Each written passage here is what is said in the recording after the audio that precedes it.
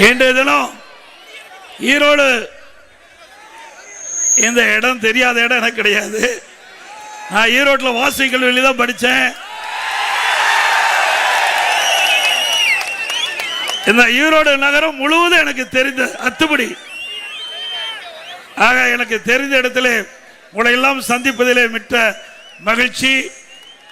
நடக்க இருக்கின்ற தேர்தல் சட்டமன்ற பொது தேர்தல். ஆனால் இன்றைக்கு முதலமைச்சர் என்ன சொல்றாரு? தமிழ்நாட்டுக்கு டெல்லிக்கு தான் பிரச்சனைக்கிறார். அப்படியா இருக்குது? இன்றைக்கு நடக்கிற தேர்தல் சட்டமன்ற தேர்தல் தானே. இன்றைக்கு தமிழகத்தில் யார் ஆட்சியில் இருக்கக்கூடாது என்று நடக்கின்ற தேர்தல் சட்டமன்ற தேர்தல். ஆனா முதலமைச்சர் அவருக்கு மட்டும் டெல்லி மேல பாசமா இருக்குது. டெல்லிக்கும் தமிழ்நாட்டுக்கும் தான் பிரச்சனைங்கிறார். திரு ஸ்டாலின் அவர்களே, இன்றைக்கு தமிழ்நாட்டில் நடப்பது சட்டமன்ற பொது தேர்தல். இந்த சட்டமன்ற பொது தேர்தலை சந்திக்க திராணி இல்லாத ஸ்டாலின் அவர்கள் மத்தியில் இருக்கின்ற அரசை பற்றி குறை சொல்லிக் கொண்டிருக்கின்றார். இன்றைக்கு தமிழ்நாட்டில் அதிமுக ஆட்சி இருந்தது 10 ஆண்டு காலம். 2011 2023 வரை எங்களுடைய ஆட்சியிலே என்ன குறை? பதில் சொல்ல தயார். பல முறை சவால் விட்டுட்டோம். அனைத்து இந்திய அண்ணா திராவிட முன்னேற்ற கழக ஆட்சியில் நடைபெற்ற திட்டங்கள், போடப்பட்ட பணிகள், நிறைவேற்றப்பட்டு திறக்கப்பட்ட அத்தனையும் நாங்கள் சொல்ல தயார். திராவிட முன்னேற்ற கழகம் ஆட்சி பொறுப்பேற்ற 5 ஆண்டு காலம் ஆகிறது. 5 ஆண்டு காலத்தில் நீங்கள் செய்த சாதனையை சொல்லுங்க. திரு ஸ்டாலின் போடுற மீட்டிலே நான் வரேன்னு சொல்லியாச்சு. திரு ஸ்டாலின் போடுற மேடையில் நான் வந்து சந்திக்கிறேன். எந்த இடத்தில் சந்திக்க வேண்டுமோ அந்த இடத்தில் நான் நேரடியாக வந்து சந்திக்கிறோம். 10 ஆண்டுல அம்மா அவர்கள் ஆட்சி செஞ்சாங்க. அம்மா மறைவுக்கு பிறகு என்னுடைய தலைமையில 4 வருடம் 2 மாத காலம் சிறப்பான ஆட்சி கொடுத்தோம். எங்களுடைய ஆட்சியில குறையிறதா சொல்லுங்க, நான் பதில் சொல்ல தயார். அதை விட்டுட்டு டெல்லிக்கு தமிழ்நாட்டுக்கு பிரச்சனைனா இங்க இருக்கிற மக்களுக்கு தெரிகிற விஷயம் கூட இன்றைய முதலமைச்சருக்கு தெரியாம இருப்பது, அறியாம இருப்பது. ஒரு திராணியற்ற முதலமைச்சர், பொம்மை முதலமைச்சர் தான் சொல்ல வேண்டும். இன்றைக்கு அதிமுக கூட்டணி அமைச்சது, இங்க காங்கிரஸ் போட்டியிடுது. இன்றைக்கு நகரத்தில் காங்கிரஸ் போட்டியிடுகிறது. இன்றைக்கு பார்த்தீங்கன்னா அதிமுக பாரதிய ஜனதா இரண்டும் கூட்டணி அமைச்சு தேசிய கூட்டணி அமைக்கப்பட்டிருக்குது. எங்க கூட்டணி வெற்றி கூட்டணி, இயற்கையான கூட்டணி. எங்க கூட்டணியில பவானி சட்டமன்ற தொகுதியில் முன்னாள் அமைச்சர் சகோதரர் கருப்புடன் அவர்கள் நிறுத்தப்பட்டிருக்கின்றோம். பெருந்துறை சட்டமன்ற தொகுதியில் சட்டப்பேரவை அறிவித்தார் ஜெயக்குமார் அவர்கள் நிறுத்தப்பட்டிருக்கின்றோம். ஈரோடு கிழக்கு சட்டமன்ற தொகுதியில் திரு ஆர் மனோகர் அவர்கள் நிறுத்தப்பட்டிருக்கின்றோம். இவர் 3 பேருக்கும் இரட்டை சின்னத்திலே வாக்களிங்கள். நமது சின்னம் புரட்சி தலைவர் எம்ஜிஆருடைய சின்னம், அம்மாவின் சின்னம், மக்களின் சின்னம், தொழிலாளியின் சின்னம், ஏழையின் சின்னம், வெற்றி சின்னம். வாக்களிப்பீர் இரட்டலைக்கு. அதே போல பாரதிய ஜனதா கட்சி சார்பாக மொடக்குறிச்சி சட்டமன்ற தொகுதியிலே போட்டியிடுகின்ற வேட்பாளர் திருமதி கிருத்திகா சிவகுமார் அவர்கள் தாமரை சின்னத்திலே போட்டியிடுகிறார். எந்த சின்னம்? நல்ல சத்தமா எந்த சின்னம்? அவருக்கு தாமரை சின்னத்திலே வாக்களிக்க. அதே போல ஈரோடு மேற்கு சட்டமன்ற தொகுதியில் தமிழ் மாநில காங்கிரஸ் கட்சி சேர்ந்த சார்பு போட்டியிடுகின்றார் திரு எம் யுவராஜ் அவர்கள் நிறுத்தப்பட்டிருக்கின்றோம்.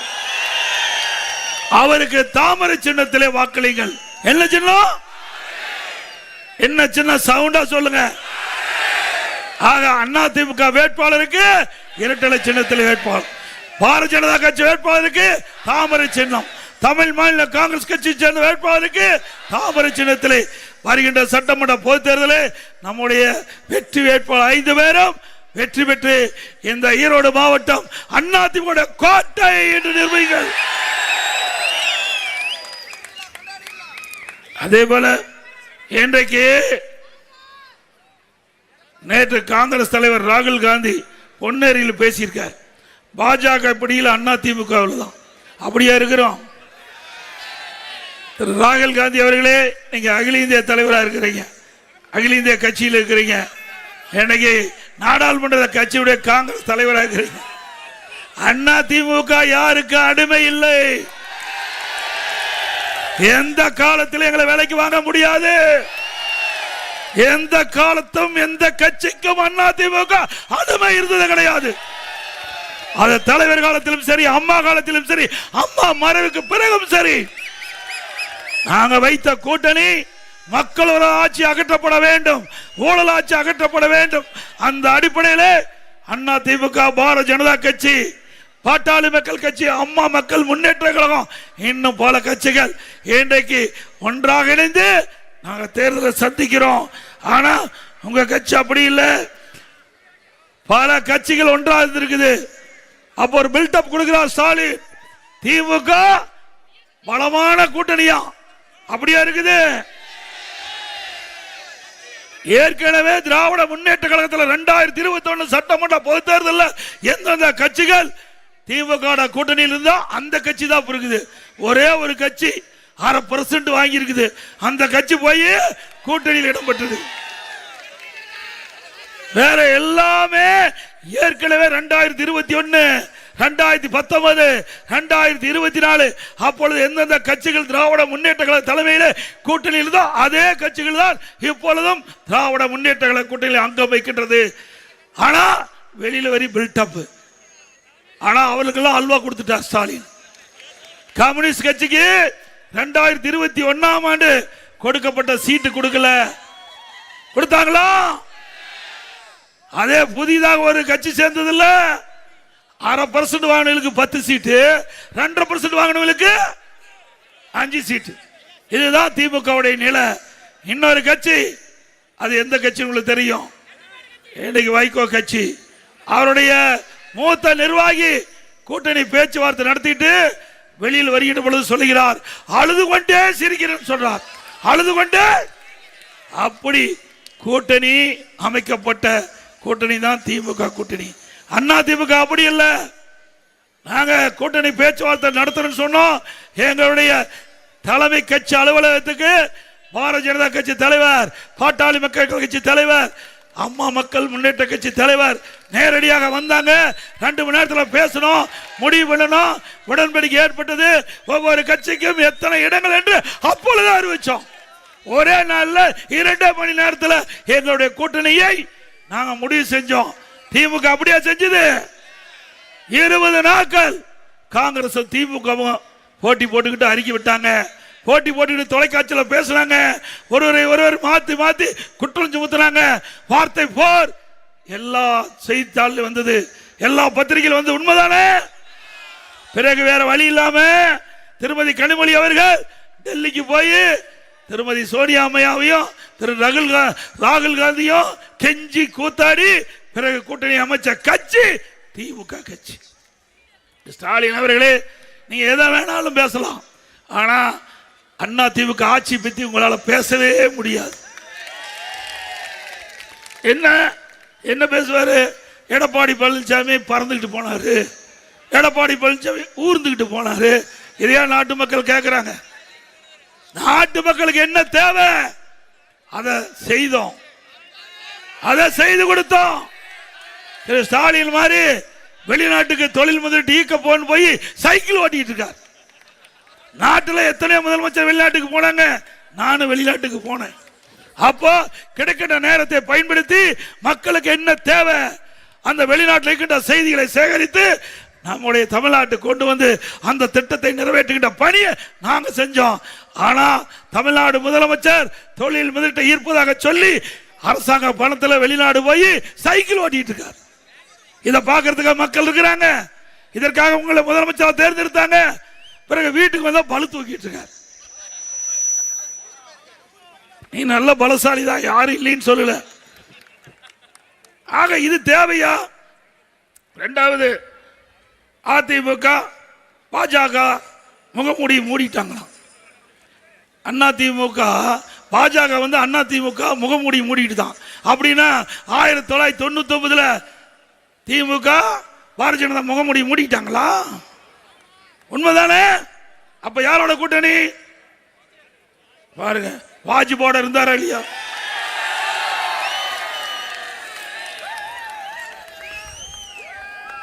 யாரோட இருந்தாரு? அப்ப எல்லாமே இறந்துட்டாங்க. திரு கருணாநிதி, திரு வாஜ்பாய், திரு முரசொலிமாறன். 1999ஆம் ஆண்டு இதே திராவிட முன்னேற்ற கழகம் பாரதிய ஜனதாவோட கூட்டணி வச்சுங்களா இல்லையா? அப்ப வெற்றி பெற்று மத்தியில் பாரதிய ஜனதா ஆட்சி. மரியாதைக்குரிய மறைந்த வாஜ்பாய் அவர்கள் பாரத பிரதமர், முரசொலிமாறன் மத்திய அமைச்சர், திமுக மத்திய அமைச்சர். அப்பெல்லாம் பாரதிய ஜனதா கட்சி நல்ல கட்சி. 2001ஆம் ஆண்டு சட்டமன்ற பொது தேர்தல் தமிழ்நாட்டில், அப்போ திமுக பாரதிய ஜனதா கூட்டணி வச்சாங்க. அப்ப போட்டிட்ட போதெல்லாம் மதவாத கட்சின்னு தெரியாது. ஸ்டாலின் அவர்களே இன்னொன்னு சொல்றார். இன்றைக்கு திரு ஸ்டாலினும் திரு உதயநிதி அப்பனும் மகனும் சொல்றாரு.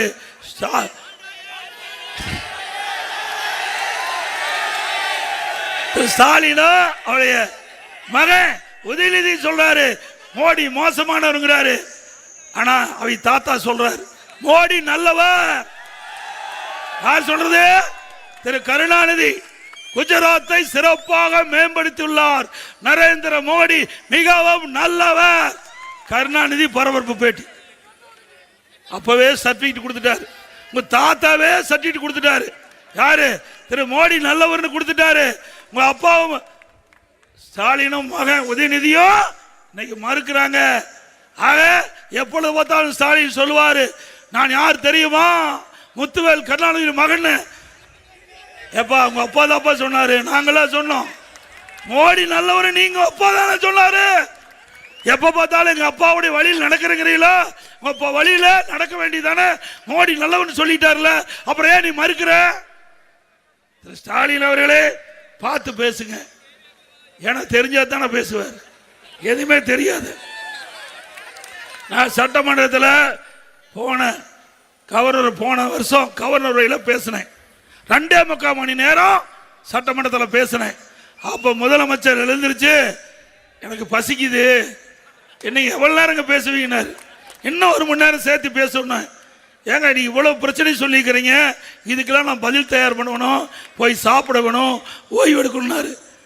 ஆக திரு ஸ்டாலின் அவர்களே, சட்டமன்றத்திலேயே உங்களை விரல் விட்டு ஆட்டணும். சாதாரண நினைச்சுக்காதீங்க. உங்களால பதில் சொல்ல முடிஞ்சுதா? கடைசியில் இத்துடன் பேச்சை முடிச்சுட்டேன். ஆக தமிழ்நாட்டில் பிரதான எதிர்க்கட்சி என்ற முறையில் அதிமுக எதிர்க்கட்சி தலைவராக இருந்து இதுவரை எந்த எதிர்க்கட்சி தலைவரும் 2.25 மணி நேரம் பேசிய வரலாறு கிடையாது. அந்த வரலாற்றை நாங்கள் தான் படிச்சோம். ஒவ்வொரு முறை 2 மணி நேரம். எனக்கு கொடுக்கின்ற நேரத்தை விட கூடுதலான நேரம் மக்களுடைய பிரச்சனை பேசணும். எங்களுக்கு மக்கள் வாய்ப்பு கொடுத்திருக்கிறாங்க. பிரதான எதிர்க்கட்சி தலைவர் என்ற முறையில் மக்களுடைய பிரச்சனை பேசுவது எங்களுடைய கடமை. அந்த கடமையை முழுமா செயல்படுத்தணும். அப்ப திமுக இருந்தாரு, திரு ஸ்டாலின் எதிர்க்கட்சி தலைவராக இருந்தாரு, நான் முதலமைச்சராக இருந்தேன். 40 நிமிஷம் முடிச்சிருவார். அவ்வளவுதான் சரக்கு. வேற ஒண்ணு அண்ணா திமுகவில் விமர்சிக்க முடியல. அந்த அளவுக்கு சிறப்பான ஆட்சி கொடுத்த அரசாங்கம் அண்ணா திமுக அரசாங்கம். அதோட காங்கிரஸ் கட்சி தலைவர் வந்திருக்காரு. அவர் திமுகவுக்கே மாறிட்டார். செல்வ பெருந்தகை. காங்கிரஸுக்கு அவர் வக்காலத்து வாங்குறது இல்ல. அவரு காங்கிரஸ் பத்தி எதை சொன்னாலும் பதில் சொல்ல மாட்டார். திமுக பத்தி சொல்லுங்க, உடனே பதில் சொல்லுவார். இவர் காங்கிரசுக்கு தலைவரா இல்ல திமுகவுக்கு தலைவரா என்று மக்களுக்கு சந்தேகம் வந்துடுது. பெருந்தலைவர் காமராஜ் அவர்களை பற்றி இன்றைக்கு நாடாளுமன்ற இருக்கின்ற திருச்சி சிவா அவர்கள் ஒரு கொச்சையா பேசினார். எல்லாத்துக்குமே தெரியும். காமராஜ் பெருந்தலைவர் காமராஜ் அவர்கள் எல்லாருக்கும் பொதுவானவர். அவர் வேற கட்சியா இருந்தாலும் எல்லாரும் மதிக்கக்கூடிய ஒரு மனிதராக இருந்தார். அப்படி இந்த நாட்டுக்காக உழைத்தார், பல திட்டங்களை கொண்டாந்தார். இன்றைக்கு மக்களால் போற்றக்கூடிய தலைவர் பெருந்தலைவர் காமராஜர் அவர்கள். அவரை பற்றி திராவிட முன்னேற்ற கழகத்துடைய துணை பொதுச் செயலாளர் இன்றைக்கு மேலவையினுடைய தலைவராக இருக்கார், திமுகவில் மேலவை உறுப்பினராக இருக்கார். அவர் மரியாதைக்குரிய மறைந்த பெருந்தலைவர் காமராஜை பற்றி கொச்சப்படுத்தி பேசினார். அதை எதுக்கு தெல்லு திராணி தெம்பில்லாத காங்கிரஸ் கட்சி திராவிட முன்னேற்ற கழகத்தால் கண்டிச்சாரா? கண்டிக்கல. அதே போல பெருந்தலைவர் காமராஜ் அவரை பற்றி RS பாரதி பேசினார், அவரை பற்றியும் முதலமைச்சர் கண்டிக்கல. ஆக காங்கிரஸ் கட்சி திமுக அடிமையாகிட்டது. காங்கிரஸ் கட்சி அடிமையாகிவிட்டது. அடிமை சாசனம் எழுதி கொடுத்துட்டாங்க. ஒரு வார்த்தை கூட சட்டமன்றத்தில் எதிர்த்து பேசுறது கிடையாது. நானும் என்னுடைய எதிர்கட்சி வரிசையில் தான் அவையில் அமர்ந்திருக்கிறாங்க. ஆனா மக்களுடைய பிரச்சனையை காங்கிரஸ் கட்சியை சேர்ந்தவர்கள் சட்டமன்றத்தில் பேசுறது கிடையாது. அப்புறம் எதுக்கு அவர் தேர்ந்தெடுக்கணும்? உங்களுடைய பிரச்சனையை பேசுவதற்கு தான் நீங்க தேர்ந்தெடுத்தீங்க சட்டமன்றத்தில். ஆக உங்களுடைய பிரதிநிதியாக உங்களுடைய பிரச்சனையை சட்டமன்றத்தில் குரல் கொடுக்கணும்ல, குரல் கொடுக்கவே இல்லை. திமுக அரசை தாங்கி பிடிச்சிட்டு இருந்தாங்க. மக்களுடைய பிரச்சனையை காங்கிரஸ் கட்சியை சேர்ந்த சட்டமன்ற உறுப்பினர்கள் திராவிட முன்னேற்ற அரசுக்கு கொண்டு வரல. இன்றைய தினம் இங்கே போட்டியிடுகின்ற காங்கிரஸ் கட்சி சிந்திக்க வேண்டும், மக்கள் சிந்திக்க வேண்டும். யாருக்கு ஓட்டளித்தால் மக்களுடைய பிரச்சனையை சட்டமன்றத்தில் குரல் ஒலிக்கும் என்பதை சிந்தித்து பார்த்து வாக்களிங்க. அதிமுக பொறுத்த வரைக்கும் மக்களுக்காக வாதாடுகின்ற கட்சி. மக்களுடைய பிரச்சனையை உங்களுடைய குரலை சட்டமன்றத்தில் ஒலிக்கும்.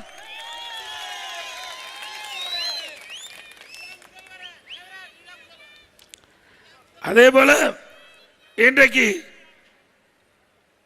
ஸ்டாலின் சொல்றார், நாங்க காங்கிரசும் திமுகவும் இணைந்து செயல்படணும்.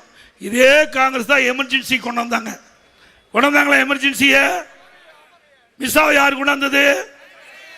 அப்ப அவளோட கூட்டணி வச்சா நல்லதான். காங்கிரஸ் திமுக கூட்டணி வச்சா எந்த தவறும் இல்லையா? அதே அதிமுக பாஜக கூட்டணி வச்சா மதவாத கட்சி. நல்லா சிந்திச்சு பாருங்க. எங்களை பொறுத்த வரைக்கும் நாடாளுமன்றத்தில் நாங்கள் கூட்டணி வைக்கல, வச்சோமா? ஆனா திராவிட முன்னேற்ற கழகத்தை பொறுத்த வரைக்கும் ஆட்சி அதிகாரம் இல்லாத ஒரு நாள் கூட இருக்க மாட்டாங்க. அவங்க குடும்பத்தை சேர்ந்தவர், அவள் குடும்பத்துக்காக கட்சி நடத்துறாங்க. அதிமுக மக்களுக்காக கட்சி நடத்தி கொண்டிருக்கிறது. இன்றைக்கு திராவிட முன்னேற்ற கழக குடும்பத்திலே இன்றைக்கு திரு கருணாநிதி குடும்பம் தான் திமுக நடத்திட்டு இருக்குது. உண்மைதானே? வேற எவராவது குடும்பத்தில் உச்சபட்ச பதவிக்கு வர முடியுமா? இல்ல திமுக கட்சிக்கு தலைவராக முடியுமா? இல்ல திமுக அதிகாரத்துக்கு வரும்போது முதலமைச்சர் ஆக முடியுமா? இப்ப நான் உங்க முன்னா நிக்கிறேன்ல, நான் என்ன பெரிய கோடீஸ்வரனா, மிட்டாம் ராஸ்தாரா, பெரிய தொழிற்சாலை. இது அதிமுக. அதிமுகவில் இங்கே நிக்கின்றவர் கூட இந்த இடத்துக்கு வர முடியும். இங்கே சாதாரண தொண்டன் கூட, சாதாரண வார்டு செயலாளர் கூட, சாதாரண கிளை செயலாளர் கூட கட்சிக்கு உழைத்து தலைமைக்கு விசுவாசமா இருந்தா உச்சபட்ச பதவி பொதுச் செயலாளரை வர முடியும். உச்சபட்ச பதவி முதலமைச்சராக முடியும். ஒரு தொண்டன் கூட உயர்ந்த பதவிக்கு வர முடியும் என்றால் அது அதிமுக கட்சியில் தான் வர முடியும். திமுக எந்த காலத்துக்கு வர முடியாது. இன்றைக்கு நல்லா சிந்திச்சு பாருங்க. திமுக எத்தனை ஆண்டு காலம் கட்சிக்காக உழைத்திருக்கிறார் துரைமுருகன். கிட்டத்தட்ட 88 வயசு ஆகுது. அவர் மிஸ்ஸாவில் போனோம் பாரு, எமர்ஜென்சியில் போனோம் பாரு, எல்லாம் போனது ரைட்டு. துணை முதலமைச்சர் கிடைக்கல. யாரு கிடைச்சிருக்குது? திரு கருணாநிதி குடும்பத்தில் பிறந்த உதயநிதிக்கு தான் கிடைச்சிருக்குது. அவர் என்ன ஜெயிலுக்கு போனாரா? போராட்டம் நடத்தினாரா? திமுக உழைத்தாரா? ஒன்னே ஒன்னு அடையாளம், திரு கருணாநிதியுடைய பேரன் திரு ஸ்டாலினுடைய மகன். வேற என்ன உழைப்ப திமுக கொடுத்திருக்கிற?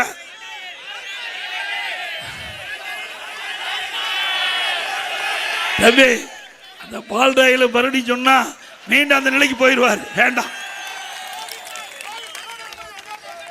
ஆக திமுக பொறுத்த வரைக்கும் அது ஒரு கார்பரேட் கம்பெனி.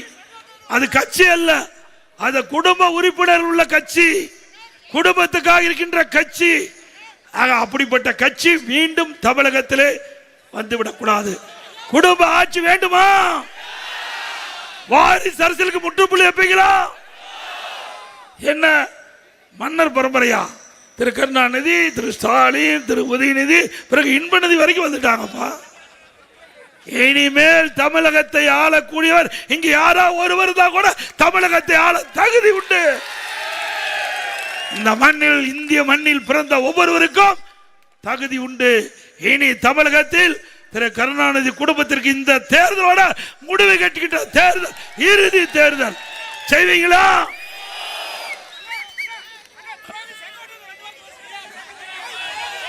தம்பி, செல்லாத காசு என்ன பிரயோஜனம்? செல்லாத பணத்துக்கு வேல்யூ இல்லை. அதை பேசி என்ன பிரயோஜனம்? விட்டுருங்க. அதே போல இன்றைய தினம்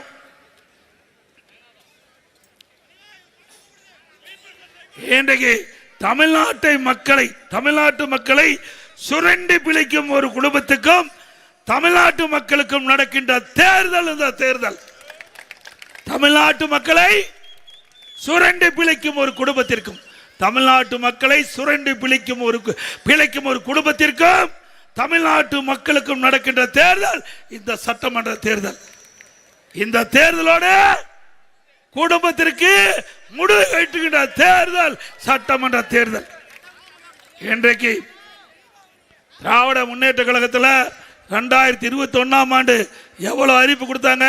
525 அறிவிப்புகள் கொடுத்தாங்க. முழுசா நிறைவேற்றினாங்களா? 4/1 அறிவிப்பு கூட நிறைவேற்றல. அதுல நீட்டை ரத்து பண்ணாங்களா? நீட்டுக்கு ரகசியம் இருக்குன்னு சொன்னார் அவர் மகன். ரகசியத்தை வெளியிட்டாரா? வெளியிட்டாங்க. எப்போ? போன கூட்டத்தொடரில் முதலமைச்சர் நீட்டுக்கு விலக்கு பெற முடியாது, ஏன்னா உச்ச நீதிமன்றத்தில் தீர்ப்பு கொடுத்தாச்சுட்டார். அதைத்தான் நாங்களும் சொன்னோம். 2021 இதைத்தாங்க நாங்க சொன்னோம். உச்ச நீதிமன்ற தீர்ப்புக்கு எதிராக மாநில அரசு செயல்பட முடியாதுன்னு சொன்னோம். ஆனா கவர்ச்சிகரமா பேசி மக்களை ஏமாற்றி, இளைஞர்களை ஏமாற்றி, பெற்றோர்களை ஏமாற்றி வாக்குகளை பெற்று ஆட்சிக்கு பிறகு இப்போ நீட் தேர்வுக்கு விலக்கு பெற முடியாது என்று முதலமைச்சர் உதயநிதி ஸ்டாலின் சொன்ன ரகசியத்தை போட்டு உடைச்சிட்டார். நீட்டை யார் கொண்டாந்தாங்க? மத்தியில காங்கிரஸ் ஆட்சி. 2010 டிசம்பர் 21 அப்பதான் நோட்டிபிகேஷன் போடுறாங்க. அப்ப மத்தியில் இருக்கின்ற சுகாதாரத்துறை அமைச்சர் குலாம் நபி ஆசாத், மத்தியில் இணை அமைச்சர் காந்தி செல்வன். அந்த காலகட்டத்தில் தான் நீட் வருவது. நீட்டை கொண்டாந்தது காங்கிரஸ் திமுக, எதிர்ப்பது காங்கிரஸ் திமுக. எவ்வளவு பெரிய நாடகத்தை அரங்கேற்றிருக்காங்க பாருங்க. அதோட இங்க பாத்தீங்கன்னா 2G ஸ்பெக்ட்ரம். இன்றைக்கு கண்ணுக்கு தெரியாத காற்றில் கூட ஊழல் செய்கின்ற ஒரே கட்சி திமுக கட்சி. காத்து யாராச்சும் பார்க்க முடியுமா? பார்க்க முடியுங்களா? கண்ணுக்கு தெரியாத காற்றில் ஊழல் செய்த கட்சி திமுக கட்சி. 2G ஸ்பெக்ட்ரம் ஊழல், மிகப்பெரிய ஊழல். இந்த வேஷ்டி கட்டிட்டு போய் டெல்லியில் இருக்குன்னா மேலங்களையும் நம்ம பார்க்கிறோம். இவ கொள்ளை அடிச்சது இவிய, நம்ம மேலங்களையும் பார்க்கறாங்க வேஷ்டி கண்டா. அந்த அளவுக்கு இந்திய நாடே பரபரப்பாக பேசக்கூடிய அளவுக்கு 1,74,000 கோடி 2G ஸ்பெக்ட்ரத்தில் கொள்ளையடிச்ச கட்சி திமுக கட்சி. உண்மைதானே? இன்றைக்கு இந்தியா மட்டுமல்ல, உலகத்திலேயே அதிகமா கொள்ளையடித்த ஒரே கட்சி திமுக கட்சி. 2G ஸ்பெக்ட்ரத்தில் 1,74,000 கோடி. இந்திய நாடு மட்டுமல்ல, வெளிநாட்டிலேயே நாரி போச்சு. இவரை நம்ம பத்தி பேசுறாங்க. சர்க்காரியா கமிஷன் உங்களுக்கு நல்லா தெரியும். காங்கிரஸ் ஆட்சி இருக்கும்போது தான் இந்த கமிஷன் அமைச்சாங்க. அப்போ இந்த கமிஷன்ல அறிக்கை கொடுக்கறாங்க. அதுல பல ஊழல், அரிசி பேர ஊழல், அதோட அரிசி பேர ஊழல், பூச்சி மருந்து ஊழல், வீராண ஊழல், சர்க்கரை பேர ஊழல். அந்த சர்க்கரை பேர ஊழல்ல தமிழ்நாடு அரசு அன்றைக்கு இருந்த திமுக அரசாங்கம் ஒரு அறிக்கை தாக்கல் செய்தது கமிஷனுக்கு. அதுல சர்க்கரையெல்லாம் எறும்பு சாப்பிட்டு தான், எறும்பு தின்று, சர்க்கரையெல்லாம் எறும்பு தின்று விட்டது, சாக்க கரையான் அரித்து விட்டது. அப்பதான் சர்க்காரிய கமிஷன் சொன்னாங்க, விஞ்ஞான முறைப்படி ஊழல் செய்கின்ற அரசாங்கம் திமுக அரசாங்கம். அப்படி ஊழல்லாம் திமுக ஊழல் ரெண்டையும் பிரிக்க முடியாது. ஊழல் ஊற்றுக்கண் திமுக. இந்தியாவில் பல மாநிலம் இருக்குது. ஊழலுக்காக கலைக்கப்பட்ட ஒரே அரசாங்கம் திமுக அரசாங்கம். இன்றைய தினம் என்ன? டாஸ்மாக் நிறுவனத்தில் ஊழல் புரிந்ததாக அமலாக்கத்துறை கண்டுபிடிச்சு வழக்கு பதிவு செஞ்சிருக்காங்க. இன்னைக்கு நகர்ப்புற வளர்ச்சித்துறை மந்திரி, குடிநீர் வழங்கல் துறை 2 துறையில் முறைகேடு நடைபெற்றதாக அமலாக்கத்துறை ஆதாரத்தோட நம்முடைய சட்ட ஒழுங்கு டிஜிபிக்கு அறிக்கை தாக்கல் செஞ்சிருக்காங்க. அதன் மீது நடவடிக்கை எடுக்குங்க, எஃப்ஐஆர் போடுன்னு 3 தடவை அறிக்கையை அறிவிச்சாங்க, நடவடிக்கை எடுக்கல. அதிமுக சார்பா உயர் நீதிமன்றத்தில் வழக்கு தொடர்ந்தோம். உயர் நீதிமன்றத்தில் நீதிபதி விசாரிச்சு அமலாக்கத்துறை அந்த ஆதாரத்தோட அறிக்கை சரியானது, அதில வழக்கு பதிவு செய்ய சொன்னாங்க. இதுவரைக்கும் வழக்கு பதிவு செய்யல. அதிமுக ஆட்சிக்கு உடனே அந்த இந்த வழக்கு சட்ட நீதியாக நடவடிக்கை எடுக்கப்படும். இன்னொன்று மணல் ஊழல் யாருன்னு உங்களுக்கு தெரியும். இன்றைக்கு செந்தில் பாலாஜி ஒரு நாளைக்கு ஆயிரக்கணக்கான லோடு மணல் காவிரி ஆற்றிலிருந்து எடுத்தார். காவிரி ஆற்றிலிருந்து எடுக்கப்பட்டது. பாரத பிரதமர் நேற்று தினம் பேசிக்கிட்டு போல தெளிவா சொல்லிட்டாரு, இன்றைக்கு மணல் மாபியாக்கள் பிடிக்கப்படுவார்னு இவர் நினைச்சுக்கிட்டு இருக்கிறாங்க. இங்க இருக்கிற அதிகாரிகள் வச்சு மணல் கடத்தி கொள்ளையடிச்சாங்க. சேட்டலைட்ல இருந்து எடுத்துட்டாரு அவரு. சேட்டலைட்ல எந்தெந்த லாரி மணல் அல்லது என்று தெளிவா எடுத்திருக்கிறாங்க. அதிமுக ஆட்சி அமைந்த உடனே இந்த மணல் மாபியாக்கள் அத்தனை பேர் மீதும் நடவடிக்கை எடுக்கப்படும். அதோட 10 ரூபா நல்லா தெரியுமில்ல யாருன்னா, இன்றைக்கு தமிழ்நாட்டில் 6000 டாஸ்மாக் கடை இருக்குது. ஒரு நாளைக்கு 1.5 கோடி பாட்டில் விற்குது. ஒரு பாட்டிலுக்கு 10 ரூபாய்னா 1.5 கோடி பாட்டிலுக்கு ஒரு நாளைக்கு 15 கோடி, மாசத்துக்கு 450 கோடி, வருஷத்துக்கு 5400 கோடி, 5 வருஷத்துல 24,000 கோடி. ஒரு பாட்டிலுக்கு 10 ரூபா வாங்கி கொள்ளையடித்த அரசாங்கம் தேவையா? ஏன்னா பெரும்பாலும் திமுக காரன் தான் குடிக்கிறான், அவன் பணத்தையே வாங்கிட்டான். நம்மால் பெரும்பாலும் போக மாட்டேங்குன்னு நம்பிக்கை இருக்குது. ஆனா திமுக காரண்டியே கொள்ளையடிச்ச அரசாங்கம் திமுக அரசாங்கம். கொரோனா காலம் எல்லாம் நீங்க நினைச்சு பாருங்க. கொரோனா காலத்தில் 1 வருஷம் யாரும் வெளியே போக முடியாது இருந்தது, நல்லா தெரியும். நான் முதலமைச்சர் பொறுப்பேற்கின்ற போது கடுமையான வறட்சி, குடிப்பதற்கு கூட தண்ணி கிடையாது. அந்த வறட்சியும் சரி செஞ்சோம். பிறகு டெல்டா மாவட்டம் பூரா புயலால் புரட்டி போட்டுது, அதையும் சரி செஞ்சோம். பிறகு கொரோனா 1 வருஷம் யாரும் வெளியில் வர முடியல. அந்த காற்றில் பரவக்கூடிய வைரஸ் யாருக்காவது அது பரவனா உயிருக்கு ஆபத்து ஏற்பட்டு விடும் என்ற அடிப்படையில் ஒரு ஆண்டு அதிமுக அரசாங்கம், விலை மதிக்க முடியாத உயிரை காப்பாற்றிய அரசாங்கம் அதிமுக அரசாங்கம். 1 வருஷம் தொழிலாளர் பாதிக்கப்படக்கூடாது, ஏழை மக்கள் பாதிக்கூடாது என்பதற்காக ரேஷன் கடையில் விலையில அரிசி போட்டோம், விலையில சக்கரை கொடுத்தோம், விலையில எண்ணெய் கொடுத்தோம், விலையில பருப்பு கொடுத்தோம். அது மட்டும் இல்ல 1000 ரூபாய் குடும்ப அட்டைக்கு கொடுத்தோம். அதோட பொங்கல் வந்தது, தைப்பொங்கல், எல்லா குடும்ப அட்டைக்கும் முதல்ல 2500 ரூபாய் கொடுத்த ஒரே அரசாங்கம் அதிமுக. அந்த காலகட்டத்தில் அரசாங்கத்துக்கு வருமானமே இல்லை. 1 வருஷம் வருமானம் இல்லைங்க. டாஸ்மாக் கடையில் வருமானம் இல்லை, அதே போல பத்திரப்பதிப்பு வருமானம் இல்ல, ரோட் டாக்ஸ் வருமானம் இல்ல, ஜிஎஸ்டி வருமானம் இல்ல, எக்ஸைஸ் வருமானம் இல்ல. இப்படி வருமானமே இல்லாம ஆட்சி செய்த ஒரே அரசாங்கம் அதிமுக அரசாங்கம். அப்ப கூட பொருளாதாரம் நலிவடையில. இந்தியாவில் மற்ற மாநிலத்திலும் பொருளாதாரம் நலிவடைந்திருந்தது. அதிமுக ஆட்சியில் பொருளாதாரம் நலிவடையவில்லை. அப்படி ஒரு சிறப்பான ஆட்சி கொடுத்தோம். இதை விட என்ன வேணும்? இன்னைக்கு வறட்சி சமாளிச்சோம், புயலை சமாளிச்சோம், கொரோனாவை சமாளிச்சோம். அந்த காலகட்டத்தில் 40,000 கோடி இந்த கொரோனாவுக்கு செலவழிச்சோம். அது மட்டும் இல்ல, 73 ஆண்டு காலம் இன்றைக்கு பல கட்சிகள் ஆட்சி புரிஞ்சிருக்கின. காங்கிரஸ் கட்சி, திமுக, அப்புறம் அதிமுக, திமுக, அதிமுக, திமுக என்று தமிழ்நாட்டில் 73 ஆண்டு காலம் பல கட்சிகள் ஆட்சி புரிந்து 2021ஆம் ஆண்டு தமிழ்நாட்டுடைய கடன் அளவு 4,85,000 கோடி. இன்றைக்கு 2021 2026 வரை 5 ஆண்டுல திராவிட முன்னேற்ற கழக அரசு வாங்கிய கடன் 5 லட்சம் கோடி. 73 ஆண்டு காலம் பல அரசுகள் ஆண்ட போது 4,86,000 கோடி. கொரோனா காலத்தில் வருமானம் இல்லாத சேர்த்து இப்போ கொரோனாவும் இல்லை, புயலும் இல்லை, வெள்ளம் இல்லை, வறட்சியும் இல்லை, எதுவுமே இல்லை, கொள்ளைச்சிட்டாங்க. 5 லட்சம் கோடி எதுக்கு கடன் வாங்கினீங்க? என்ன திட்டத்தை கொண்டாந்தீங்க? எதுவுமே கிடையாது. ஆக எல்லாம் தமிழ்நாட்டு மக்களை கடன்காரனாக்குன்னு தான் இந்த ஆட்சியில சாதனை. வேற என்ன சாதனை பண்ணீங்க? நான் வெள்ளை அறிக்கை கேட்டேன் முதலமைச்சர்கிட்ட, 5 லட்சம் கோடி வாங்கி இருக்கிறீங்க, அந்த 5 லட்சம் கோடி எதற்காக வாங்கினீர்கள்? அதை வெள்ளை அறிக்கை மக்கள் கேட்கிறாங்க. பதிலே இல்லை. அதிமுக ஆட்சி சிறப்பான திட்டங்களை கொடுத்தோம். வருமானமே இல்லாத போது கூட சிறப்பான திட்டங்கள் கொடுத்தோம். ஒரே ஆண்டில் 11 அரசு மருத்துவக் கல்லூரி மருத்துவமனை கொடுத்தோம். 11 அரசு மருத்துவமனை. இங்க இருக்கிற அரசு மருத்துவமனை அதை சரி செஞ்சு கிட்டத்தட்ட 140 கோடி நினைக்கிறேன் சரி செஞ்சு கொடுத்தோம். அதோட 7 சட்டக்கல்லூரி கொடுத்தோம், 4 பொறியியல் கல்லூரி, 4 வேளாண்மை கல்லூரி, 5 கால்நடை மருத்துவக் கல்லூரி, ஆராய்ச்சி நிலையம், 68 பாலிடெக், 68 கலை மற்றும் அறிவியல் கல்லூரி, 21 பாலிடெக்னிக் கல்லூரி கொடுத்து இன்றைக்கு ஏழை எளிய குடும்பத்தில் பிறந்த மாணவ மாணவி பட்டப்படி படிக்கிறாங்க. 2011 மாண்புமிகு அம்மா அவர்கள் தமிழகத்துடைய முதலமைச்சர் பொறுப்பேற்கின்ற பொழுது 132 பேர் பட்டப்படி படிச்சாங்க. அதிமுக ஆட்சி செய்த சாதனை, கல்விக்கு ஒதுக்கப்பட்ட நிதி பல கல்லூரிகள் திறந்ததன் விளைவு 2019-20 152 பேர் பட்டப்படி படிச்சாங்க.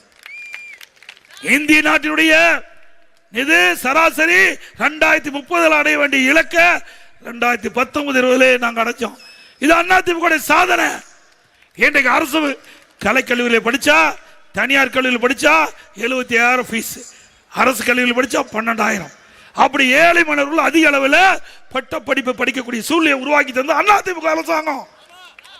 அதே போல அத்திக்கல் அவகாசி திட்டம் நிறைய இருக்குது.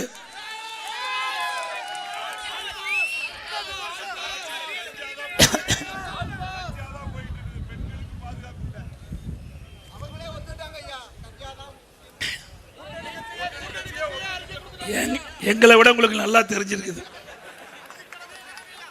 இன்றைக்கு திராவிட முன்னேற்ற கழகம் ஆட்சிக்கு வந்த பிறகு யாராவது நிம்மதியா இருக்க முடியுதா?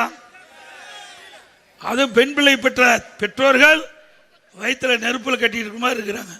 அந்த பெண் குழந்தை வெளியில் போயிட்டு வீடு வர வரைக்கும் பாதுகாப்பு இல்லாத சூழ்நிலை. இன்றைக்கு 2 வயசு குழந்தை கதற கதற பாலியல் சீண்டல், அதனால அந்த குழந்தை இறந்துட்டது.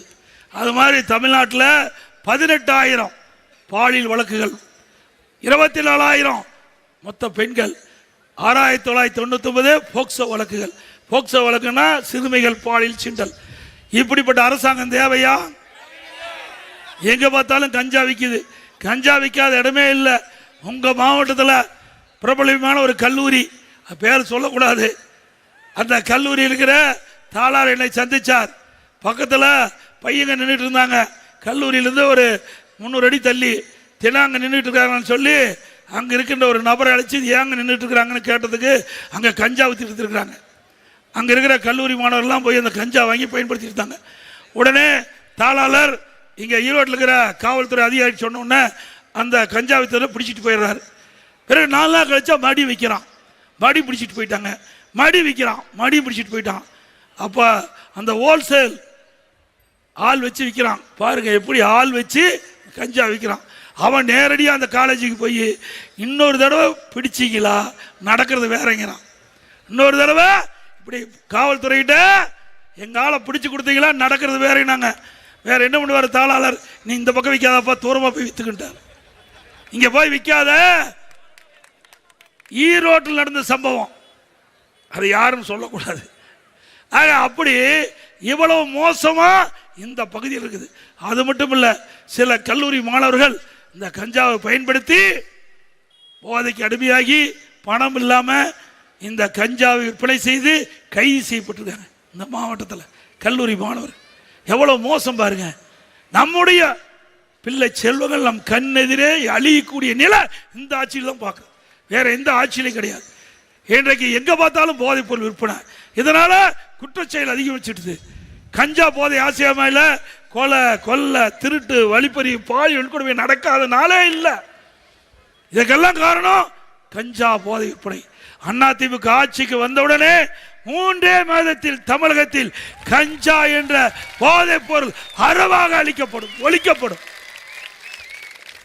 அதிமுக ஆட்சிக்கு இப்படியா இருந்தது, சட்டத்தின் ஆட்சி நடந்தது.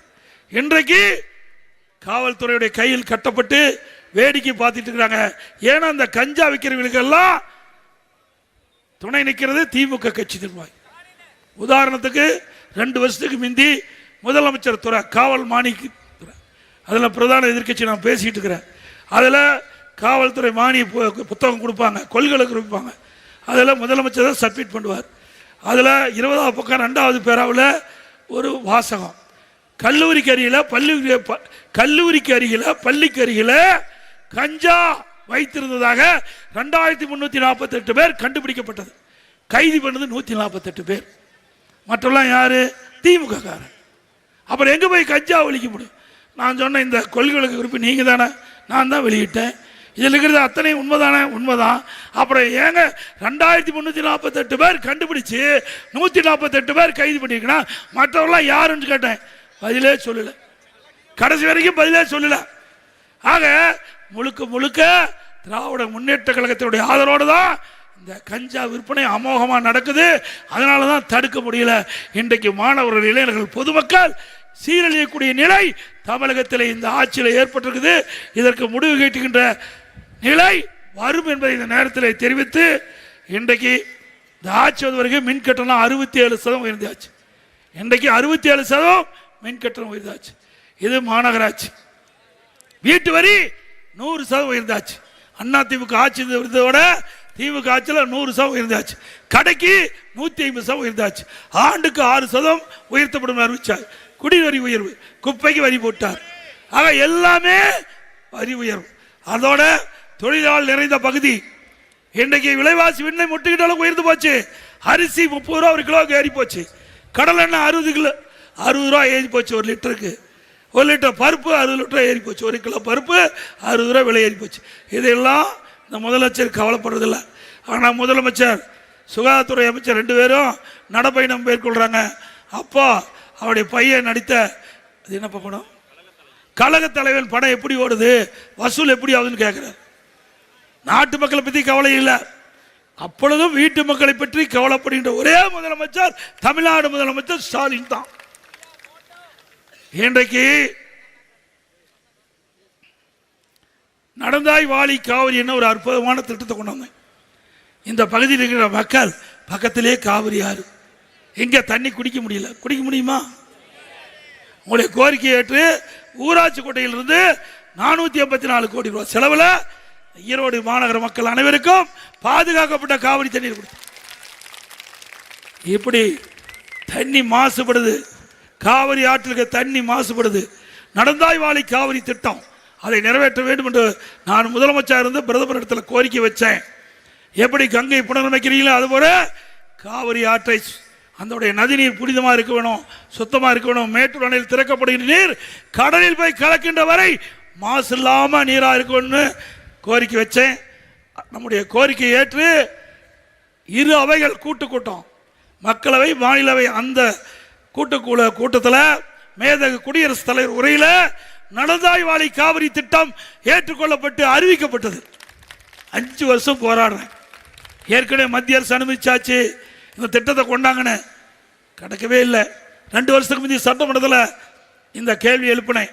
மத்திய அரசாங்கம் அறிவிச்சாச்சு, நீங்கள் மத்திய அரசு தொடர்பு கொண்டு இந்த திட்டத்தை நடைமுறைப்படுத்துன்னு சொன்னேன். நீர்வளத்துறை அமைச்சர் கிண்டலாக பேசினார். இது மாதிரி நாங்கள் எத்தனையோ முறை மத்திய அரசுக்கு கோரிக்கை வச்சோம், பேசுவாங்க, செய்ய மாட்டாங்கன்னா. போன ஆண்டு நம்முடைய கோரிக்கை ஏற்று 11,600 கோடி நடந்தாய் வாழி காவிரி திட்டம் என்ற திட்டத்திற்கு நிதி ஒதுக்கீடு செய்யப்பட்டு முதற்கட்டமாக 9,300 கோடி ஒதுக்கீடு செஞ்சு அந்த நீர்வளத்துறை கொள்கை விளக்குறிப்பில் குறிப்பிட்டாங்க. ஆனால் அப்படியே முடக்கிட்டாங்க. இது வரைக்கும் நடத்தல. அதிமுக ஆட்சியில் கொண்டு வரப்பட்ட திட்டம் என்ற காரணத்திற்காக அதிமுக ஆட்சி அறிவிக்கப்பட்டு பிரதமர் கொண்டு அறிவிச்சிட்டாரு. அதுக்காக அரசியல் கால் பிடிச்சோட முடங்கி போச்சு. இந்த திட்டம் பிரமாதமான திட்டம். மேட்டூர் அணையில் திறக்கப்படுகிற நீர் 2 கரையில் வெளியேறுகின்ற கழிவு நீர் போய் அணையில் சேர்க்கிறது. மேட்டூர், பவானி, பம்பராவளியம், ஈரோடு, இப்படி எல்லா நகரத்தில் இருக்கின்ற அசுத்த நீர் நதியிலே கலந்து நம்முடைய காவிரி தண்ணீர் மாசுபடுது. அதை சுத்தப்படுத்தி ஆற்றிலே விடுவது இந்த திட்டம். அங்கு இருக்கின்ற வெளியேறுகின்ற நீர் காவிரி ஆற்றின் கோரமா ஒரு பேபி கனால், ஒரு கால்வாய் அமைச்சு அதுக்கு பிறகு செம்பு கட்டி சுத்தப்படுத்தி ஆற்றுல விடுறது. பவானி சாகர்லேருந்து வர்ற தண்ணி அதை சுத்தப்படுத்துறது, நொய்யிலிருந்து வர தண்ணி சுத்தப்படுத்துறது, அமராவதியிலிருந்து வர தண்ணி சுத்தப்படுத்துறது, 11,600 கோடி முடக்கி வச்சிருக்கிறாங்க. இது நியாயமா? நீங்க அற்புதமான தண்ணி குடிக்கலாம். காவிரி ஆற்றில் மேட்டூர் திறக்கப்பட்ட தண்ணி, இந்த நடந்தாய்வாளி காவிரி திட்டம் நிறைவேற்றப்பட்டிருந்தா சுத்தமான நீர், மேட்டூர் அணை திறக்கப்பட்ட நீர், ஈரோடு மக்கள் சுத்தமா தண்ணீர் குடிக்கலாம். அதையும் முடக்கி வச்சிருக்கிறாங்க. எப்பொழுது பார்த்தாலும் ஸ்டாலின் பேசுறார், மத்தியில் திட்டம் கொடுப்பதில் நிதி கொடுக்கலன்னு. கொடுக்கப்பட்ட நிதியை முறையா பயன்படுத்தி நிறைவேற்றப்படாத அரசாங்கம் திமுக அரசாங்கம் என்றை நேரத்தில் தெரிவித்து, அதோட ஏதோ திருடுவாங்க, நகை திருடுவாங்க, பணத்தை திருடுவாங்க. இந்த ஆட்சியில் கிட்னி திருடுறான். இந்த ஆட்சியில் இன்றைக்கு பக்கத்தில் நாமக்கல் மாவட்டம் வறுமையின் காரணமா அவருடைய கிட்னியை கொடுக்குறாங்க. இன்னைக்கு திமுக எம்எல்ஏ மருத்துவமனையில் அந்த முறைகேடு நடந்திருக்குது. இன்றைக்கு இதே திமுக அரசாங்கம் அங்கே ஒரு கமிட்டி போட்டு சோதனை நடத்தி முறைகேடு நடந்தது கண்டுபிடிச்சிருக்காங்க. இது வரைக்கும் அந்த மருத்துவமனைக்கு நடவடிக்கை எடுக்கல. அண்ணா திமுக ஆட்சி வந்த உடனே இந்த கிட்னியில் முறைகேடு நடைபெற்றவர்களை நிச்சயமாக நடவடிக்கை எடுக்கப்படும். எவ்வளவு கொடுமை! ஏங்க, உறுப்பை திருடுறதுனா யாராவது ஒத்துக்கலாமா? மருத்துவமனையில் போய் உறுப்பை திருடுறது யாராவது ஏற்றுக்க முடியுமா? பக்கத்திலே குமராவளையம், அதே மாதிரி ஒரு பெண்மணி வறுமையின் காரணமாக அந்த கிட்னியை கொடுத்துருக்காங்க. அங்கே போய் ஆப்ரேஷன் பண்ணிட்டு அந்த அம்மா வீட்டுக்கு வந்துடுது. ஒரு வருஷம் கழிச்சு நோயாய்ப்பட்டு போய் ஹாஸ்பிட்டலில் ஸ்கேன் பண்ணி பார்த்தா கிட்னிக்கு பதிலாக கல்லீரல் எடுத்துட்டாங்க. ஆக நீமேல் திராவிட முன்னேற்ற கழக கட்சிக்காரன் நடத்துகிற மருத்துவமனைக்கு போயிடாதீங்க. யாராவது போய் ஆப்ரேஷன் பண்ணியிருந்தா போய் ஸ்கேன் பண்ணி பார்த்துங்க, உள்ள இருக்கிற உறுப்புலாம் இருக்குதா இல்லையான்னு பார்த்துங்க. ஏன்னா அந்த அளவுக்கு கொள்ளையடிக்கிற அரசாங்கம் திமுக அரசாங்கம், திமுக கட்சிக்காரன். அதே போல இன்றைக்கு பார்த்தீங்களா, கர்நாடகத்தில் இருக்கிற துணை முதலமைச்சர் திரு மரியாதைக்குரிய சிவகுமார் அவர்கள் பிரச்சாரத்துக்கு செங்கல்பட்டுக்கு வந்திருக்கார். செங்கல்பட்டுக்கு வந்து பிரச்சாரம் பண்றார். அவரு நம்ம குடிக்கிற தண்ணி நிறுத்துறோங்கிறார். நம்ம காவிரி தண்ணியை நம்ம குடிச்சிட்டு இருக்கிறோம். எனக்கு மேகதாதுல அணை கட்டிட்டா தண்ணி கிடைக்குமா? ஏற்கனவே சில நேரத்தில் மேட்டூர் வறண்டு போயிருது, குடிப்பதற்கு பிரச்சனை ஏற்படுது. இந்த சூழ்நிலையில அங்க தண்ணி கொடுக்க மாட்டேன், மேகதாதுல அணை கட்டியே தீருவேன். அதுக்காக அந்த கர்நாடக சட்டமன்றத்தில் 1000 கோடி நிதி ஒதுக்கீடு செஞ்சுட்டாங்க. அவரை கூட்டியாந்து பிரச்சாரம் பண்றார். அவரை கூட்டியாந்து ஆக தமிழ்நாட்டு மக்களை பற்றி கவலை இல்லை, விவசாயிகளை பற்றி கவலை இல்லை. காவிரி நதிநீர் 28 மாவட்ட மக்களுக்கு குடிநீர் ஆதாரமா இருக்குது. மேகதாது அணை கட்டப்பட்டு விட்டா தமிழ்நாடு வறண்டு போயிடும். குடிப்பதற்கு தண்ணீர் இல்லாம திண்டாட வேண்டிய சூழ்நிலை ஏற்படும். இப்படிப்பட்ட ஆட்சி தேவையா? குடும்பத்துக்காக ஆட்சி செய்கின்றவர்கள், சுயநலத்திற்காக ஆட்சி செய்கின்ற ஆட்சி திமுக ஆட்சி என்பதை நீங்கள் நினைவில் வைத்துக் கொள்ள வேண்டும் என்று நேரத்தில் கேட்டு, அதே போல இப்போ ஒரு சட்டம் கொண்டாந்தாங்க 2 நாளைக்கு முந்தி. உங்களுக்கு தெரியும், இன்றைக்கு பெண்களுக்கு இடஒதுக்கீடு. இன்றைக்கு எல்லா பெண்களுக்கும் நம்முடைய பெண்கள் சட்ட நிதியாக உரிமை பெற வேண்டும் என்பதற்காக சட்டமன்றத்திலையும் பாராளுமன்றத்திலையும் 33% இடஒதுக்கீடு வேணும்னு அம்மா இருக்கின்ற போது 1998ஆம் ஆண்டு அப்பொழுது பாரத பிரதமர் வாஜ்பாய் அவர்கள் ஆண்ட போது அண்ணா திமுக 18 பேர் எம்பி, நானும் உங்களால் தேர்ந்தெடுக்கப்பட்டேன். ஈரோடு, திருச்செங்கோட்டில் ஈரோடு இருந்தது. அப்ப எம்பியா இருக்கும்போது மரியாதைக்குரிய அண்ணன் தம்பித்துறை அவர் சட்டத்துறை மந்திரி. அப்ப அம்மா வைத்த கோரிக்கை ஏற்று அன்றைய பாரத பிரதமர் வாஜ்பாய் அவர்கள் இன்றைக்கு சட்டமன்றத்திலையும் நாடாளுமன்றத்திலையும் 33% இடஒதுக்கீடு கொண்டு வரலாம் என்று சட்ட மசோதா அமைக்கப்பட்டு அதை படிச்சுட்டு இருந்தார். நம்முடைய சட்டத்துறை மந்திரியா இருக்க அண்ணன் தம்பித்துறை அவர்கள் நாடாளுமன்றத்தில் அந்த மசோதாவை வாசிக்கும் போது முலாயம் சிங் யாதவ் கட்சி சேர்ந்த எம்பி வந்து பிடிக்கி கிழிச்சு வச்சுட்டார். அப்ப நின்று போச்சு. இப்போ பாரத பிரதமர் நரேந்திர மோடி அவர்கள் அன்றைக்கு நிறைவேற்ற முடியல, எப்படியாவது பெண்களுக்கு சட்ட நீதியாக நாடாளுமன்றத்திலையும் சட்டமன்றத்தில் 33% இடஒதுக்கீடு வழங்க வேண்டும் என்ற அடிப்படையில் சட்டத்தை கொண்டாந்தாங்க. ஆனா இங்க இருக்கிற திமுக காங்கிரஸ் எதிர்த்து ஓட்டு போட்டு தோல்வி அடைஞ்சு போச்சு. பெண்கள் அத்தனை பேரும் மறக்க வேண்டாம். உங்களுக்கு கிடைக்கின்ற வாய்ப்பு போயாச்சு. உங்களுக்கு சட்ட நீதியாக ஒரு வாய்ப்பு கிடைச்சது, யாராலையும் தடுக்க முடியாது. 33% எம்எல்ஏ, 33% பாராளுமன்றம். அப்படி ஒரு அங்கீகாரத்தை மத்தியில் இருக்கின்ற பாரதிய ஜனதா அரசாங்கம் இன்றைக்கு தேசிய ஜனநாயக கூட்டணி முடிவு செஞ்சு சட்டத்தை அந்த மசோதா கொண்டாடும் போது தோற்கடித்த கட்சி திமுக கட்சி, காங்கிரஸ் கட்சி. சிந்திங்க. அதே போல பாராளுமன்ற தொகுதி மறுவரை, நாடாளுமன்ற தொகுதி மறுவரை. அப்ப ஸ்டாலின் சொன்னார், தமிழகத்துக்கு மத்திய அரசு துரோகம் அளிக்கிறது, இருக்கின்ற எண்ணிக்கை குறைந்துவிடும் என்றெல்லாம் கதை கட்டினார். கருப்பு சட்டை போட்டு ஊர்வரா போனார், நாமக்கல்லையும் போய் பேசினார். ஆனால் மத்திய அரசு தெளிவுபடுத்தினது, தமிழ்நாடு மட்டுமல்ல இந்தியாவில் எந்த மாநிலமும் பாதிக்காது, நாடாளுமன்ற தொகுதி வரையறையில் எதுவும் பாதிக்காது என்று உறுதிமொழி கொடுத்தாங்க. சட்டம் நாடாளுமன்றத்தில் அறிவிச்சார். மரியாதைக்கு உள்துறை அமைச்சர் அமித்ஷா அவர் தெளிவாப்படுத்தினார். இன்றைக்கு தமிழ்நாட்டுக்கு 39 59 இடம் கிடைக்கும். 39 59 இடம் கிடைக்கும். அதுல ஸ்டாலின் சொன்னார், நம்ம சதவீதம் குறைஞ்சு போயிருந்தார், குறையில. இப்போ 7.18% தான் இருக்குது. நாடாளுமன்றத்தினுடைய சதவீதம் நமக்கு 7.18. மத்திய அரசு அறிவித்த நாடாளுமன்றத்தினுடைய எண்ணிக்கை அதிகரித்தனால 7.23 அதிகரிச்சிருக்குது. வாயே பேச காணோம். ஆனா வீர வசனம் பேசுறார், மசோதாவை தோற்கடித்துட்டேன். மசோதா தோற்கடிக்கல, தமிழ்நாட்டு மக்களை ஏமாற்றி இருக்கிறீர்கள், தமிழ்நாட்டு பெண்களை ஏமாற்றிருக்கின்றீர்கள், தமிழ்நாட்டு பெண்களுக்கு கிடைக்க வேண்டிய உரிமையை பறித்திருக்கின்றீர்கள். தமிழ்நாட்டு பெண்கள் மன்னிக்க கூடாது. இன்றைக்கு தமிழ்நாட்டு கிடைக்கப்பட்ட அற்புதமான வாய்ப்பு, அந்த வாய்ப்பு இன்றைக்கு திராவிட முன்னேற்ற கழகம் காங்கிரஸால் இன்றைக்கு நிராகரிக்கப்பட்டிருக்குது. இன்றைக்கு தொகுதி மறுவரை செய்யப்பட்டிருந்தா நமக்கு 59 நாடாளுமன்றம் கிடைச்சிருக்கும், பெண்களுக்கு 33% இடஒதுக்கீடு கிடைச்சிருக்கும். ரெண்டையும் இந்த மசோதா மூலமாக தோற்கடித்த கட்சி மீண்டும் ஆட்சிக்கு வர வேண்டுமா? அதே போல இஸ்லாமியர்களுக்கு பல நன்மைகளை செஞ்சிருக்கிறோம், சிந்தித்து பார்க்க வேண்டும். இஸ்லாமிய பெருமக்கள் 2001ஆம் ஆண்டு அம்மா அவர்கள் முதலமைச்சர் இருக்கும்போது புனித ரமலான் மாதத்தில் பள்ளி வாசலுக்கு நோன்பு கஞ்சி தயாரிக்க அரிசி கொடுத்த அரசாங்கம் அதிமுக அரசாங்கம். நாகூர் தர்கா சந்தனக்கூடு விழாவிற்கு அதிமுக இருக்கின்ற பொழுது விலையில்லாமல் சந்தனக்கட்டை கொடுத்தோம்.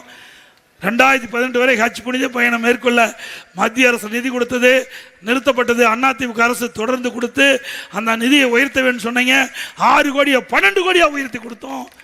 ஹஜ் பயணிகள் சென்னையில் தங்கி செல்வதற்கு ஹஜ் இல்லம் கேட்டீங்க, 15 கோடி ஹஜ் இல்லம் கட்டுவதற்கு நிதி செஞ்சு கொடுத்தோம்.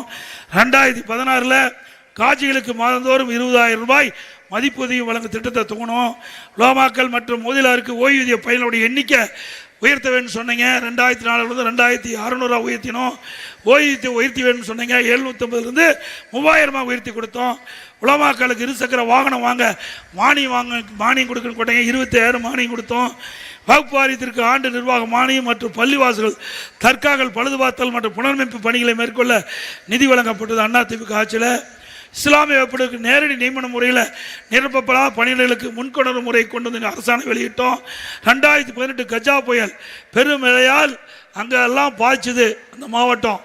நான் நேரடியாக போய் பார்த்தேன், மக்களுக்கு ஆறு சொல்லும்போது அங்கே இருக்கிற இஸ்லாமிய பெருமக்கள் நாகூர் தர்கா குளக்கரை சேதமடைந்து விட்டது, பார்வையிட்டு நிதியுதவி வழங்க வேண்டும் என்று சொன்னாங்க. நான் அந்த குளக்கரையை பார்வையிட்டு அந்த குளக்கரையை சரி செய்ய 4,25,00,000 ரூபாய் நாங்கள் நிதி ஒதுக்கி செஞ்சு குளக்கரை சரி செஞ்சோம். சிறுபான்மை பொருளாதார மேம்பாட்டு கழகம் அதிமுக ஆட்சியில் தான் அமைக்கப்பட்டது. 2002ஆம் ஆண்டு இந்திய ஜனாதிபதி தேர்தலில் டாக்டர் APJ அப்துல் கலாம் இந்த நாட்டினுடைய ஜனாதிபதி வர்றதுக்கு ஓட்டளிச்சது அதிமுக. மீண்டும் அவர் ஜனாதிபதி தேர்தலில் போட்டியிடுகின்ற ஒரு சூழ்நிலை வருகின்ற பொழுது திமுக எதிர்த்த காரணத்தினால போட்டியிலிருந்து விலகி கொண்டார். 2017ஆம் ஆண்டு திண்டுக்கல்லில் ஹைதர் அலி மற்றும் திப்பு சுல்தான் அவர்களுடைய வாழ்க்கை வரலாறு குறித்து மணிமண்டபம் திறக்கப்பட்டது. கண்ணியமிக்க காகிதம் இல்லத்தவர்களுக்கு சென்னையில் மணிமண்டபம் அமைத்து அண்ணாது. இவ்வளவும் செஞ்சது நாங்கள், திமுக காரன் ஒன்றுமே செய்யலை. நல்லா சிந்திச்சு பாருங்க. இன்றைக்கு சிறுபான்மை மக்களை கண்ணை இமைகாப்பதை போல காத்த அரசாங்கம் அதிமுக அரசாங்கம். தைப்பூசத்துக்கு விடுமுறை விட்டது அதிமுக அரசாங்கம்.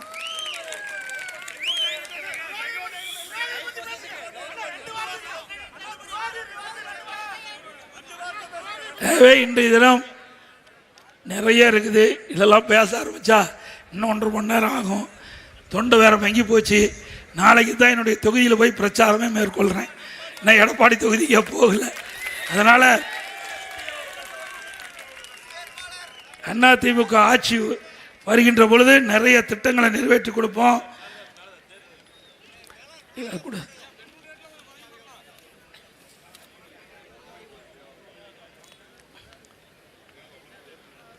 இன்றைக்கு விலைவாசி உயர்ந்து போச்சு, வரி உயர்வு, இதனால் எல்லா குடும்பத்தை சேர்ந்தவர்களும் பாதிக்கப்பட்டிருக்கிறாங்க. அவர்கள் அந்த பாதிப்பிலிருந்து மீட்டெடுப்பதற்காக ஒவ்வொரு குடும்ப அட்டைக்கும் 10,000 ரூபாய் சிறப்பு உதவித்தொகை வங்கியிலே அளிக்கப்படும். அதேபோல் மாதந்தோறும் குடும்ப தலைவிக்கு 2,000 ரூபாய் வங்கி கணக்கிலே செலுத்தப்படும். அனைத்து குடும்பத்தை சார்ந்தவர்களுக்கும் விலை இல்லாமல் ஃப்ரிட்ஜ் வழங்கப்படும். எல்லா குடும்பத்திற்கும் ஆண்டுக்கு 3 கேஸ் சிலிண்டர் விலை இல்லாமல் வழங்கப்படும். 5 லட்சம் பெண்களுக்கு 5 லட்சம் பெண்களுக்கு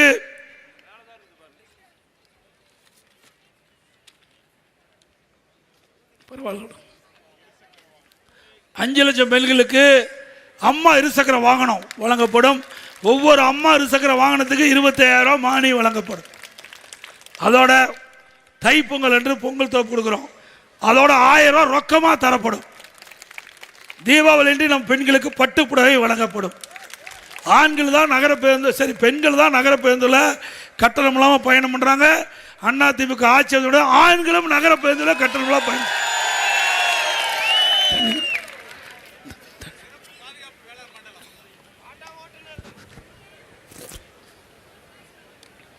அதே போல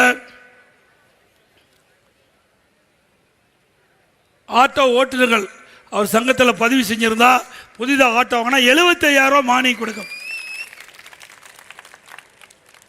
இப்போ குடும்ப அட்டைக்கு விலையெல்லாம் அரிசி கொடுத்துட்டு இருக்காங்க, தரம் குறைவாக இருக்குதா சொல்கிறாங்க. நீ அதிமுக ஆட்சி வந்த உடனே எப்படி மளிகை கடையில் தரமான அரிசி இருக்குதோ அதே போல் தரமான அரிசி குடும்ப அட்டைக்கு வழங்கப்படும். அது எத்தனை ஆயிரம் கோடி செலவானாலும் பரவாயில்ல, இனிமேல் ரேஷன் கடையில் வழங்கப்படுகின்ற அரிசி நம்பர் 1 அரிசியாக இருக்கும். அதே போல் குடும்ப அட்டைக்கு இப்போ அரிசி தான் விலையில்லாமல் வழங்குறாங்க. அதிமுக ஆட்சி வந்தோடனே விலையில்லா பருப்பு கிடைக்கும், விலையில்லா எண்ணெய் கிடைக்கும். மாற்றுத்திறனாளிகள் கூட்டுறவு சங்கத்தில் வாங்கிய கடன் முழுவதும் தள்ளுபடி செய்யப்படும். ரோட்டோரமாக கடை வச்சிருக்கீங்களே அவையெல்லாம் கூட்டுறவு சங்கத்தில் வாங்கிய கடன் முழுவதும் தள்ளுபடி செய்யப்படும்.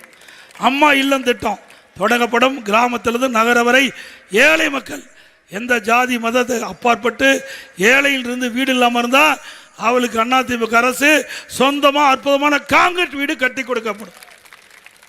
அதே போல் நகரம் சரி கிராமத்திலும் சரி பட்டியலின மக்கள், ஆதிராவிட மக்கள், அறுதியின மக்கள், அந்த மக்கள் வீடு இல்லாமல் இருந்தால் அவர்களுக்கும் காங்கிரீட் வீடு கட்டி கொடுக்கப்படும். அதோட ஆண் வாரிசு இருந்து திருமணமாகி தனி குடித்தனம் போனால் அவர்களுக்கும் அதிமுக ஆட்சியில் தனி வீடு கட்டி தரப்படும் காங்கிரீட். மரமேறும் தொழிலாளிகள் மரமேறுகின்ற பொழுது தவறி விழுந்து உயிரிழந்தால் அந்த குடும்பத்துக்கு 20 லட்சம் ரூபாய் நிவாரணம் வழங்கப்படும். படுகாயமடைந்தால் 2 லட்சம் ரூபாய் கொடுக்கப்படும். அதே போல கட்டிட தொழிலாளர்கள் அந்த பணியிலே ஈடுபட்டுகின்ற பொழுது தவறி விழுகின்ற பொழுது உயிரிழப்பு ஏற்பட்டால் அவர்களுக்கு 25 லட்சம் ரூபாய் நிவாரண உதவி வழங்கப்படும். படுகாயமடைந்தால் 2 லட்சம் ரூபாய் வழங்கப்படும். பட்டம் பெற்று வேலைவாய்ப்பு அலுவலகத்தில் பதிவு செய்யப்பட்டு பணி கிடைக்காமல் இருக்கின்ற அந்த பட்டதாரிகளுக்கு மாதந்தோறும் 2,000 ரூபாய் உதவித்தொகை வழங்கப்படும். +2 வரைக்கும் படித்தா 1000 ரூபாய் உதவித்தொகை வழங்கப்படும். முதியோருக்கு வழங்கப்படுகின்ற ஓய்வூதியம் 2000 உயர்த்தி வழங்கப்படும். அதே போல நெசவாளர்கள் அவர்களுக்கு இப்போ 300 யூனிட் விலையில்லாமல் கொடுக்குறோம், அதை 450 யூனிட்டாக உயர்த்தி வழங்கும். அதாவது விசத்தறிக்கு இப்போ 1000 யூனிட் விலையில்லாமல் கொடுக்குறோம், அதை 1400 யூனிட்டாக உயர்த்தி கொடுக்குறோம். நிலைக்கட்டணம் சொல்லியிருக்கிறாங்க, அதையெல்லாம் குறைக்கப்படும். அதோட 65 வயது நிரம்பிய நெசவாளர்களுக்கு ஓய்வூதியம் 1000 ரூபா கொடுக்குறாங்க. அதிமுக ஆட்சிக்கு வந்த உடனே 2,500 ரூபா அந்த மக்களுக்கு கொடுக்கப்படும். அதே மாதிரி ஜல்லிக்கட்டு போட்டி நடத்தி அனுமதி வாங்கி நடத்தினா 5 லட்சம் ரூபா ஜல்லிக்கட்டு போட்டி நடத்துவதற்கு உதவித்தொகை வழங்கப்படும். ஜல்லிக்கட்டு போட்டியில் ஈடுபடுகின்ற இளைஞர்கள் உயிரிழந்தால் 10 லட்சம் ரூபா அந்த குடும்பத்துக்கு கொடுக்கப்படும்.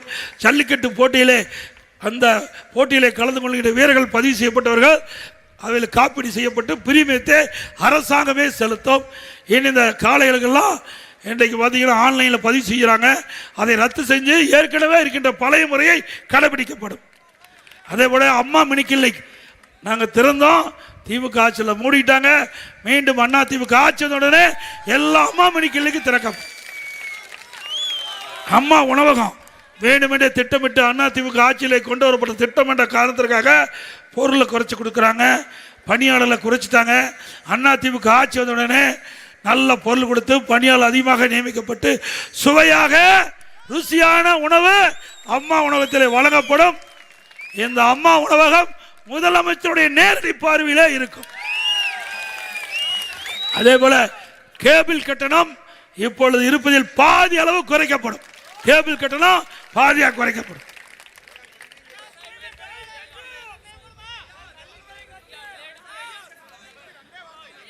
சலவை தொழிலாளருக்கு நிறைய அதில் கொடுத்துருக்குறோம். 297 அறிவிப்புகள் கொடுத்துருக்குறோம். அதில் சலவை தொழிலாளர்களுக்கும் இந்த உதவிகள் எந்தெந்த வகையில் உதவி கிடைக்கும் என்ற விவரத்தை நாங்கள் தெரிவிச்சிருக்கிறோம். அவை 297 அறிவிப்புகள் அதிமுக சார்பாக வெளியிடப்பட்ட அத்தனை அறிவிப்புகளும் அதிமுக ஆட்சி அமைச்சவுடனே நிறைவேற்றி தரப்படும் என்ற ஒரு செய்தியை இந்த நேரத்தில் தெரிவித்து, மக்களை காப்போம், தமிழகத்தை மீட்போம், மக்களை தமிழகத்தை மக்களை தமிழகத்தை மக்களை தமிழகத்தை ஸ்டாலின் மாடல் அரசு, ஃபெயிலியர் மாடல் அரசு, பை பை ஸ்டாலின். நான் சொல்றது அப்படியே திருப்பி சொல்லுங்க.